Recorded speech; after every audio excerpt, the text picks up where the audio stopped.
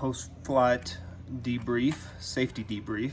So this muffler came off yesterday, hit the prop, went through the cage, so it tore out one of the rivets. I'm surprised it didn't do more damage, but went through the line, broke one of the lines. This will be easy to repair.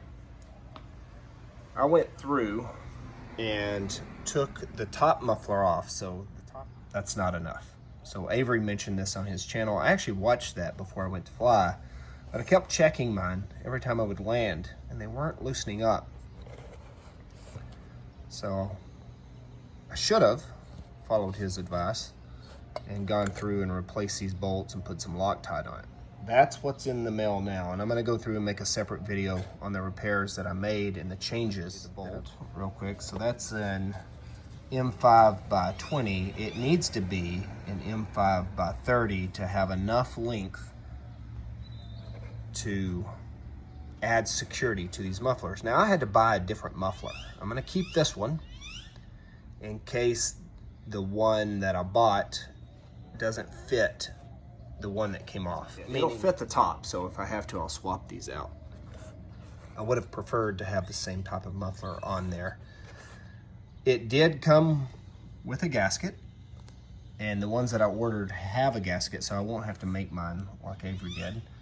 I'm gonna sand this down, just like he did, to get it nice and smooth, nice and level.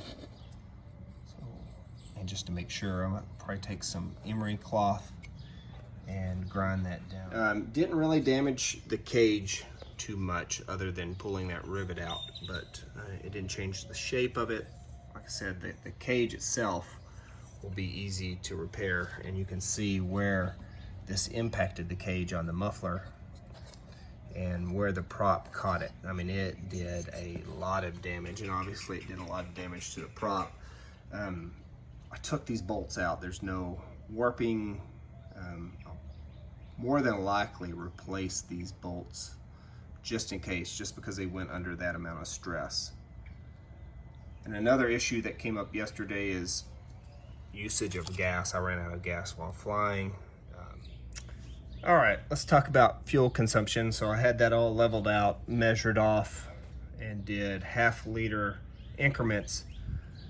So this will hold about 4 liters, and yesterday, while flying it, I had it fill between 2 to 2.5 liters, probably 2.25, and that got me 20 minutes of flight.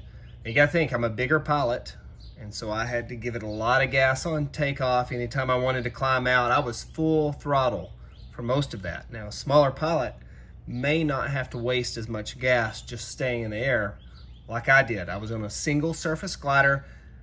It doesn't take as much thrust to keep that single surface in the air, but again, I am a bigger pilot, so you're gonna have to factor in those variables. If you had a more efficient glider with a lighter weight pilot, you're probably looking at 20 minutes would get you anywhere from 1.75 to 2 liters. Since I'm a bigger pilot, I had to give it more gas.